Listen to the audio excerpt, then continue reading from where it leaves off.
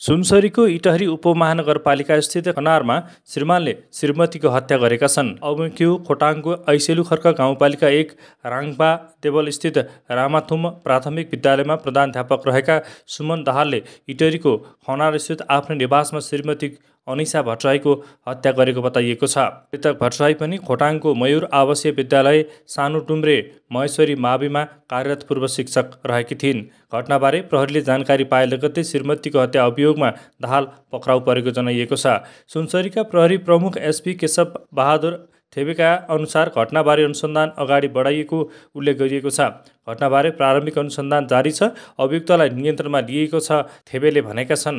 हाल प्रहरीले घटनास्थलको मुचुल्का गरेर थप प्राविधिक परीक्षण र अनुसन्धानका लागि शवलाई पोस्टमार्टमका लागि बीपी कोइराला स्वास्थ्य विज्ञान प्रतिष्ठान धरान पठाइएको छ।